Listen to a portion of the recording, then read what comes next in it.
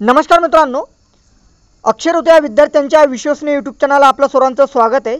मित्रांनो, आज जी व्यवस्थापन परिषदेची बैठक झाली अमरावती विद्यापीठामध्ये, त्यांनी जी विद्यार्थ्यांना अशा परीक्षा घेतल्यानंतर कॉलेजला डिग्रीवर प्रश्नचिन्ह निर्माण केलेलं आहे, जी तुम्हाला डिग्री भेटेल त्यावरती मॉक टेस्टवरती प्रश्नचिन्ह निर्माण केले आणि राज्यपालांना निवेदन देऊन ती परीक्षा रद्द करावी असं परत निवेदन दिलेलं आहे। तर यामध्ये डिटेल मी तुम्हाला सांगणार आहे की काय काय होणार आहे। तर मित्रांनो, व्हिडिओला सुरुवात करण्याच्या अगोदर अनअकॅडमी एक एज्युकेशन रिलेटेड अकॅडमी आहे, ज्यामध्ये तुमचे छोटे बहीण भाऊ असतील तर MHT CETचा ते कोर्स ऑनलाईन करतात। टॉप एज्युकेटर आहे त्यामध्ये। मित्रांनो, टेस्ट सिरीज फ्री आहे आणि 5 ऑक्टोबरपासून एनरोल झालेला आहे। तर चला व्हिडिओला सुरुवात करूया मित्रांनो। तर मित्रांनो, जी व्यवस्थापन परिषद झाली तर त्यामध्ये प्रश्न काय काय मांडण्यात आले। सर्वप्रथम त्यांनी हा प्रश्न इथं उपस्थित केला की किती पेपर आणि कोणते कॉलेज किती काढणार। सपोज चिखलीचं कॉलेज आहे तर ते वेगळा पेपर काढेल, बुलढाणा असेल ते वेगळं, अमरावतीचं वेगळं, तिकडे यवतमाळचं वेगळं। तर असे प्रश्नचिन्ह निर्माण केले की किती पेपर काढणार। त्यानंतर त्यांनी हाही आरोप लावला की आपलं जे खापर आहे ते दुसऱ्याच्या डोक्यावर फोडायचं काम सध्या कुलगुरू महोदय करत आहे। तसेच डिग्री जी तुम्हाला मिळते ती इव्हॅल्युएशनच्या आधारे मिळते, नॉट असेसमेंटच्या आधारे। म्हणजेच मित्रांनो, असेसमेंट एक वेगळी गोष्ट आणि इव्हॅल्युएशन ही वेगळी गोष्ट आहे। तुमची सध्या फक्त असेसमेंट होत आहे, इव्हॅल्युएशन नाही। तर मित्रांनो, जेव्हा यांनी असा प्रश्न उपस्थित केला व्यवस्थापन परिषदेच्या अध्यक्षांनी, जेव्हा तुम्हाला ही डिग्री देण्यात येईल, जेव्हा तुम्ही एखाद्या कंपनीत जासाल, मार्कशीट मिळेल तुम्हाला, तेव्हा तुम्हाला विचारण्यात येईल की तुमची ही असेसमेंट झालेली आहे, इव्हॅल्युएशन नाही आहे, त्यामुळे तुम्हाला जॉब मिळणार नाही, असा गंभीर आरोपसुद्धा व्यवस्थापन परिषदेच्या अध्यक्षांनी केलेला आहे आणि विद्यापीठाला जागरूकसुद्धा यांनी केलेलं आहे। मित्रांनो, त्यानंतर त्यांनी सांगितलं की कॉन्व्होकेशन जे होतं, म्हणजेच जे तुमची रँक काढले जाते की युनिव्हर्सिटी टॉपर 1, युनिव्हर्सिटी टॉपर 2, तर हे कोणत्या आधारावर काढेल, कारण तुमचं इव्हॅल्युएशन झालेलंच नाही, असेसमेंट झालेली आहे। त्यानंतर त्यांनी हाही आरोप केला की कुलगुरू महोदय व्यवस्थित बरोबर निर्णय घेत नाही, फास्ट निर्णय घेण्याच्या चक्करमध्ये ते कुठेतरी अडकतात। त्यांनी फास्ट निर्णय घेऊ नये। खूप मोठे आपल्या विद्यापीठामध्ये तंत्रज्ञानी लोक आहेत, चांगले तज्ज्ञ लोक आहेत, त्यांना बोलवावं आणि व्यवस्थित हा निर्णय घ्यावा। कुलगुरू महोदय बेकायदेशीरपणाने वागत आहे सध्या, असे त्यांनी आरोप केलेला आहे। मित्रांनो, त्यांनी UGC गाईडलाईनसुद्धा सांगितलेली आहे। बघा, 6 जुलै 2020ला एक UGC गाईडलाईन आली, त्यामध्ये सांगितलेलं होतं की होम असाइनमेंट बेस और होम एक्झाम तुम्ही द्यावी। परंतु सुप्रीम कोर्टामध्ये जेव्हा निर्णय गेला तर सुप्रीम कोर्टाने निर्णय दिलेला आहे की एक्झामिनेशन ही घ्यावीच लागेल। तर यांनी असे सांगितलं की विद्यापीठ, अमरावती विद्यापीठ हे कोर्टाच्या निर्णयाला चॅलेंज करत आहे, कारण कोर्टाने असेसमेंट नाही इव्हॅल्युएशन सांगितलेलं आहे। त्यानंतर मित्रांनो, कोणतं कॉलेज कशी एक्झाम घेणार यावरती प्रश्नचिन्ह आहे। मॅक्झिमम कॉलेज तर अप्रूव्हच नाही आहे, त्यामधले शिक्षकही अप्रूव्ह नाही आहे। आता काही तुम्हाला कॉलेजचं नावही घेत नाही मी, बट जे व्हिडिओ बघतील त्यांना कळून जाईल।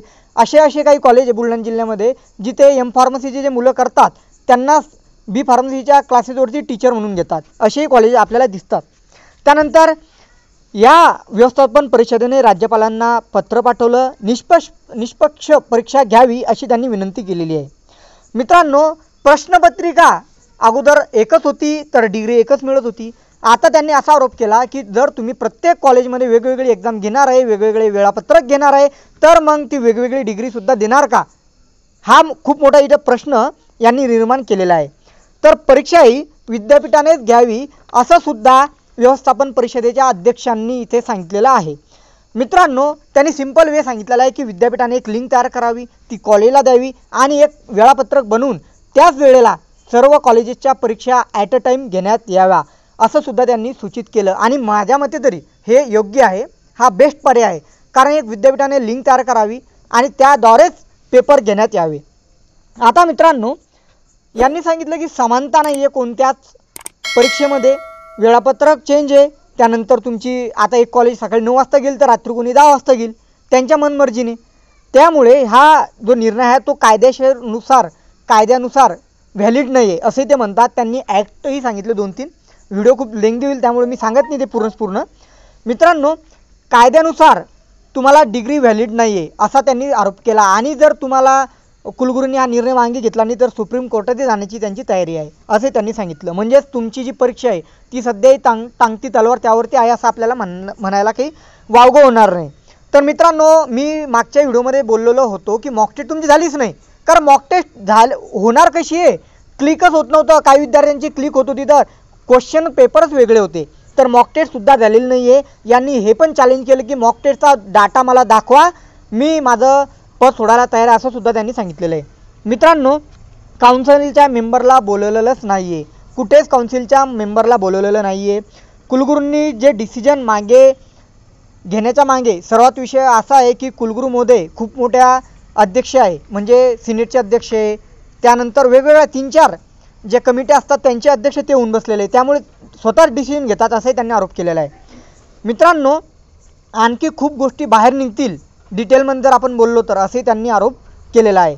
तर मित्रांनो, आणखी त्यांनी एक प्रश्न उपस्थित केला की 20 तारखेला एवढी धावपळ विद्यार्थ्यांची झाली, एवढं धावपळ करून ज्यांचा पेपर सबमिट झाला तर त्या विद्यार्थ्यांचं काय, मनस्ताप किती झाला त्या विद्यार्थ्यांना, तर परत पेपर घेणार का त्यांचा, हा असा आरोप त्यांनी केलेला आहे. आणि एवढं होऊनही रिअसेसमेंट कधी करणार तुम्ही, म्हणजे रिव्हॅल्युएशन कधी करणार या पेपरचं, होणार की नाही होणार, असाही त्यांनी आरोप केलेला आहे. म्हणजे मित्रांनो, जी तुमची एक्झाम आहे त्यावरती परत टांगती तलवार आलेली आहे. कारण मॅक्झिमम कॉलेजचे एवढे ड्रॉबॅक ऐकलेले मित्रांनो की मला आज एवढे फोन आले की आमच्या कॉलेजने काही सांगितलं नाही, कॉलेजलाच माहीत नाही की एक्झाम घ्यावी लागणार आहे. तर त्यामुळे मित्रांनो परत अमरावती विद्यापीठ हे फेल पडलेलं आहे या निर्णयामध्ये. कारण माझ्या मते तरी थोडासा निर्णय चुकीचा घेतलेला आहे. कॉलेजला न देता यांनी एक लिंक तयार करायला हवी होती, तज्ज्ञांना बोलून एक IT डिपार्टमेंट आहे त्याद्वारे यांनी करायला पाहिजे होतं, बट हे केलं गेलेलं नाही. हे दुर्दैव समजा आपल्या अमरावती विद्यापीठाचं. मित्रांनो, एक विनंती आहे की आपल्या अमरावती विद्यापीठ कसे जरी असलं तरी प्लीज कमेंटमध्ये किंवा पोस्टमध्ये फक्त विद्यापीठाबद्दल थोडंसं टाकू नका काही, कारण जेव्हा तुम्ही जॉबला जाल तेव्हा आपणच आपल्या विद्यापीठाची बदनामी करून जॉबला गेल्यावर नंतर जर कोणी म्हटलं की हे तुम्ही या विद्यापीठातून आलेले तर थोडंसं वाईट वाटतं, म्हणजे माझा अनुभव आहे. त्यामुळे तुम्ही त्या प्रोमार्क कंपनीला शिव्या द्या, कुलगुरूंना काही बोला, बट थोडंसं एक रिक्वेस्ट आहे फक्त.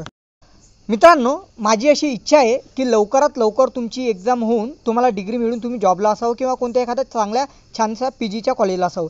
कारण मागे मुंबई विद्यापीठामध्ये सुद्धा असाच गोंधळ निर्माण झालेला होता. मित्रांनो, अक्षरशः PGचे वर्ष वाया गेलेले मुंबई विद्यापीठातील स्टुडंटचे. हा विषय झाला होता 3 वर्ष अगोदर, ती माझ्यासुद्धा लक्षात येतो.